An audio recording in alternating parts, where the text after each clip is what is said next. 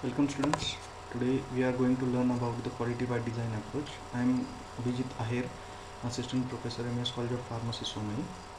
In this particular video, we are going to learn about the QBD.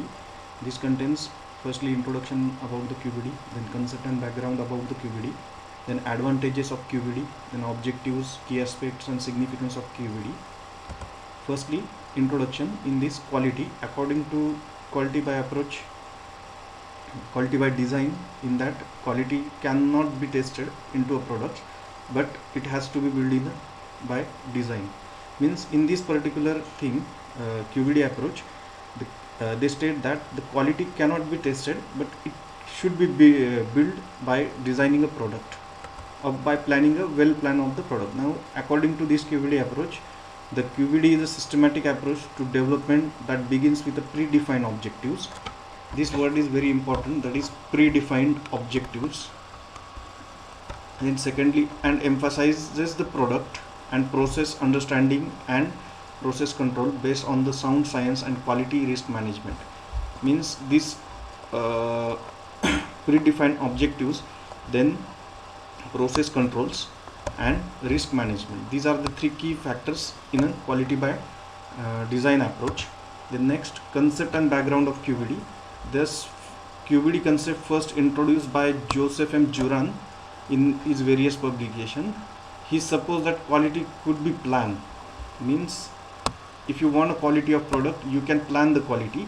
The concept of QBD was also mentioned in the ICH Q8 guidelines. We state that to identify quality cannot be tested in products, that is, quality should be built in a product by design.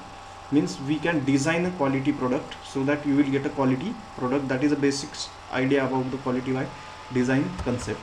Now, the advantages of quality by design. It benefits the industry by following ways: by better understanding the process, less batch failures, then more efficient and effective controls of a change, then return on investment and cost saving. These are the various important advantages of quality by design approach. Additional opportunities in quality by design, that is reduction of post approval submission. Means whatever the documentation you will require after post approval, it will reduce that particular documentation. Then more efficient technology transfer to the manufacturing. Then risk based approach and identification. The risk of failure of batches is very less if you are following the quality by design approach. Then innovation process validation, process and validation approaches.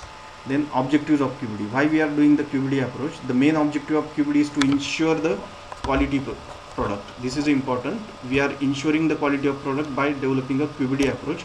For that product and process, characteristics important to desired performance must result from a combination of prior knowledge and new estimation during development. From this knowledge and data, process measurement and desired attributes may be constructed. Means we need to measure the various factors required for the process, then desired attributes, which are the different attributes that will impact your process, that we need to we can solve by using the quality by design approaches. Then ensure the combination of product. It ensures the combination of product and process knowledge gained during a development. Means whatever the combination of products and the knowledge regarding the development of products is completely satisfied by the quality by design approach. The next, ICH, primarily ICH QS through Q11. This particularly based on these guidelines, particularly based on quality by design approach. Q8 generally given for the pharmaceutical development quality by design approach. Q9 basically overview about the risk management. Then Q10, that is pharmaceutical quality system. Then Q11 explains the development and manufacturing of drug substances. Then key aspects of quality by design. These are the various key aspects, that is target product profile, then critical quality attribute, risk assessment, design space, control strategy and life cycle management. Up to this particularly, while developing a product, first two steps are linear, but after developing a product, if you observe any problems or any demerits in your product, then this particular product we can again go for the risk assessment, which are the risk of development product. Then we can correct by again designing space, again controlling the strategy, and life cycle management. We can cycle these particular last 4 steps till you will get the quality product. Then first key aspect is that the target product quality profile, that is also in short we can call it as a TPQP. It has been defined that prospective and dynamic summary of the quality characteristics. Means we need to prepare a dynamic summary of quality characteristics, which are the characteristics we need to maintain during the developing the quality product. A drug product that initially will be achieved or ensure desired quality, and thus safety and efficacy. If quality is built, ultimately safety and efficacy of product is also built, of a drug product is realized. The next TPP forms the basic product design in the following way. Following are the way: first, dosage form, we need to consider which dosage form we need to design, then route of administration, then what will be the strength of the dosage form, then how the dosage form will get released, then pharmacological characteristics, whether that dosage form will have any impact on pharmacological activity, then drug product quality criteria, what will be the different criteria to maintain the quality of that particular drug product, and lastly pharmaceutical elegance. Then critical quality attributes is the second one. In TPQP has been defined the next step of to identify the relevant critical quality attribute, that is CQAs. CQAs can critical quality attributes can be defined as a physical, chemical, biological or microbiological property or characteristic that should within an appropriate limit. That is important. Critical quality attributes will explain whatever the physical, chemical, biological or microbiological characteristic, it should be in an appropriate limit, range or distributed, ensure desired product quality. Then prior to product knowledge, such as the accumulated laboratory, non-clinical and clinical experience with the specific product, quality attributes is the key in making a risk assessment. Without quality attributes, we cannot assess the risk of the particular products. Then critical process parameter. Now critical process parameters is also called as CPPs, and it is defined as the parameters whose variability have an impact on critical CQAs. Parameters which are having impact on CQA, and therefore it should be monitored or controlled to ensure the process products produces the desired quality. Process robustness is defined as the ability of processes to demonstrate the acceptable quality and performance and tolerance variability in inputs at the same time.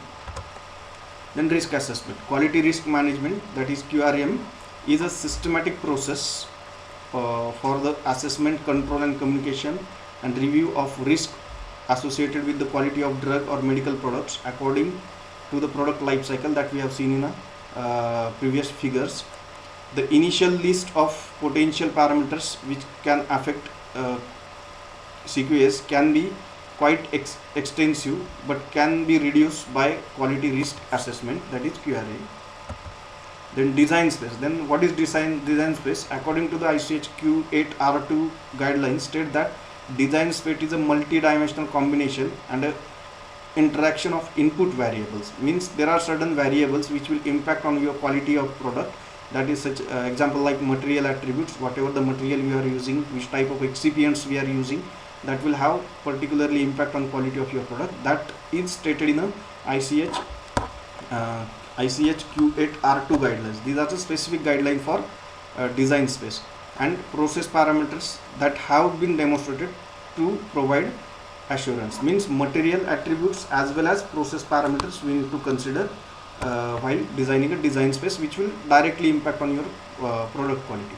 Working within the design space, it is not considered as a change. Movement out of the design space is considered to be a change. Means whatever the material which is within a space, or we can say within a limit, we cannot consider it as a change. If it will beyond the limit, we can consider it as a change in a design space. Then lastly, control strategy. Control strategy is also defined as a planned set of controls derived from current products and process understanding that assures the process performance and product quality.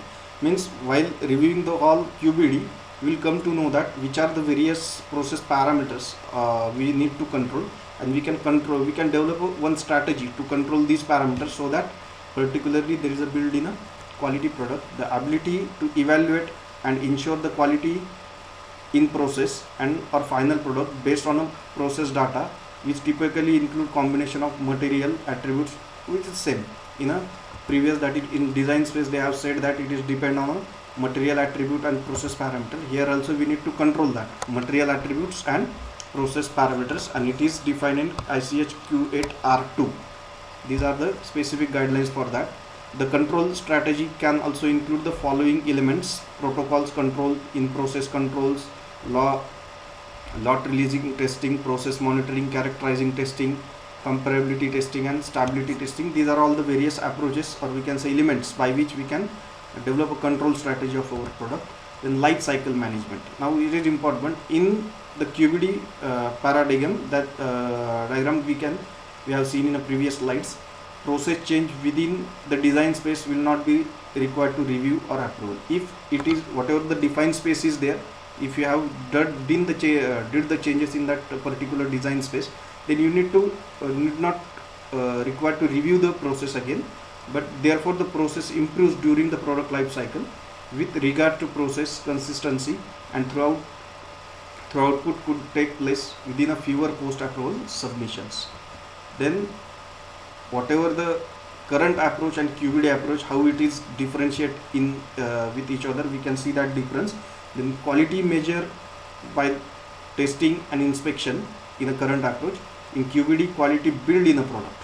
Here we cannot test, but we can build the quality. Then data intensive submission, you will require intensive submission for current approach, and in QBD knowledge rich submission, we need only knowledge rich submission. In current approach, specification based on a history, whatever the specification defined, which is based on a history in a current approach. In QBD approach, specification based on a product performance requirement.